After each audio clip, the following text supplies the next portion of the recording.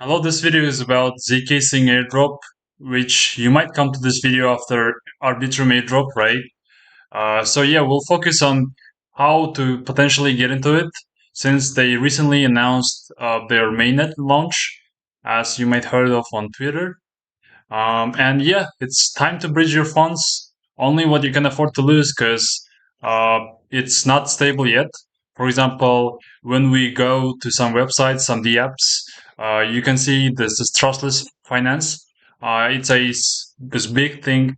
ZK has a bug, and it's not once or twice. It like personally, I've been using it for the past months, and it's not. It wasn't really enjoyable. And I fully understand because they just at the launch stage, right? So yeah, don't put big funds that you cannot afford to lose, right? Don't put your life savings. Don't expect some high yield because there might be a bug, there might be some glitch. I don't know. The chain might be halted. The project might be I don't know anything. So your funds might be lost, right? I warned you, and do your research. Yeah. So regarding statistics, right now it has a fair TVL, total value locked. The ZkSync Lite and Era, they have like I would say, um, since they're new, the 100 million in total is something great. I'm not sure, but it's still low because they raised 400 million, right? But let's see how it will go in a month or two and in a year. Um, yeah, but you can see like Arbitrum and like Optimism, they have already 2 billion and 6 billion values. And also we can see that ZK Era, it's like TVL has been increased so much, like I don't know, 41,000%, right? Because of the launch. Yeah, by the way, you might notice that ZkSync has a good marketing right now. They are saying, okay, so Ethereum has 14 transactions, which is true. Yep. Arbitrum has 14. Okay. And ZkSync, they say they have 40 transactions per second. Um, well, that might be true in the future, but right now, according to on-chain data, well, it's not. Do you have only four and around 3 and 4 transactions per second? Meanwhile, Arbitrum has 31 transactions per second. Well, I mean, yeah, it's kind of misleading. I don't know what they were foundation on this data in their Twitter, but let's see. Like overall, my experience wasn't really much changing since I participated in Arbitrum and Optimism.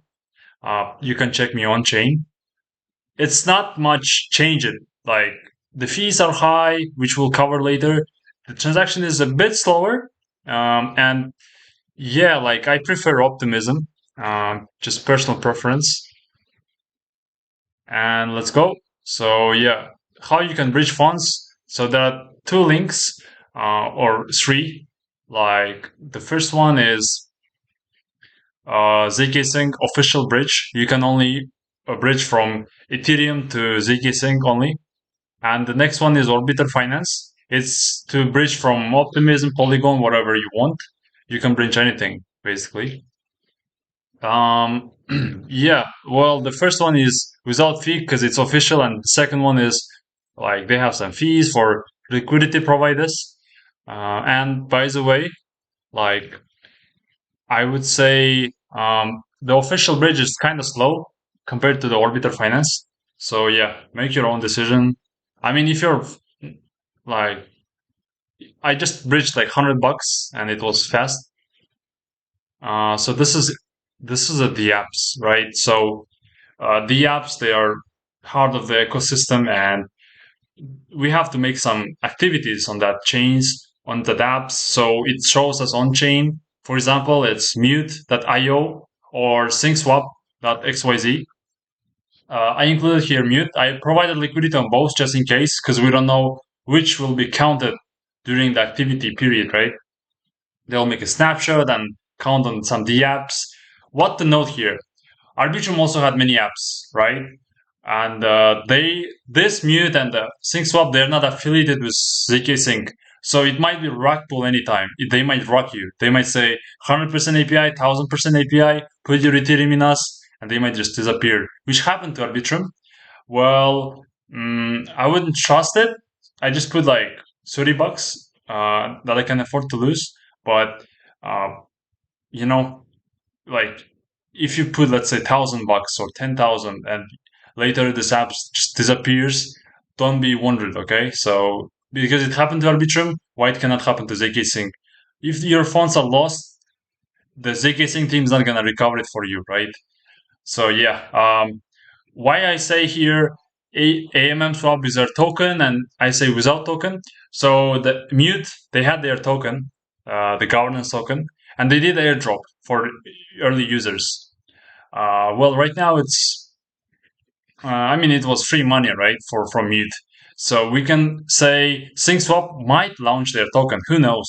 And of course, they will airdrop to their early users, which might be you watching this video. So make your decision. I mean, it might rock you, it might not. All depends. Or you know what? You can just build their own the app, uh, build their own website, and launch on ZK Sync, and earn some money from fees as well. Because users are bridging. It's now your time to launch and build some foundational projects, so it's on the top tier, right? Because there is not much to look around. And by the way, the TVL of this DeFi, like the swap, is just 1 million. So yeah, you have big chance still. Yeah, also I would recommend using a testnet. So bridging from Girly to the ZkSync testnet, and just using the apps on testnet like the previous ones, the mute and stuff. Well, who knows? It may count or not. So all these actions that they said, they're all kind of guessing, right? I'm basing on Arbitrum. It might be something different. Let's say you bridge some funds and you get free money from ZkSync. Who knows? But right now, users are like a lot of people just bridge their funds, right? So it's not super cheap. You can compare that Arbitrum is much cheaper, right? Personally, yeah, I've been shocked when I was trying to swap my Ethereum to USDC. I was like, why it's asking me $2? Like, because it was at the highest. Like everybody was trying to bridge, and yeah, everybody's right now. You're watching this. People are bridging their funds, swapping, providing liquidity, like doing all of this stuff. While yeah, and I think you might be like, let's say you bridge some $1, but it might not be enough. Like if you want to be like top 50% of users or top 10, I think you should bridge at least 100 according to the on-chain data, right? And yeah, just do your research. I mean, I just said 100, it's purely speculative, right? Like I'm not forcing you.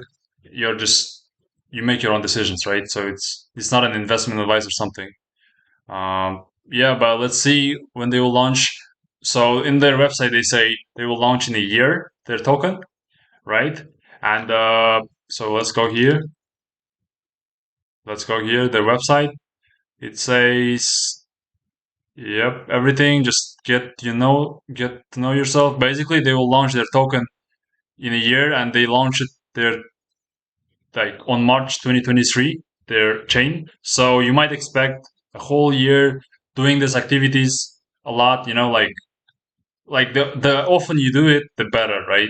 Because you cannot just do it one time, then just abandon. Then there is a token, you claim it. No, like you have to do it frequently, and also you have to. I think the volume also depends. Like on Arbitrum, it was considered 10,000 to 100,000 or something.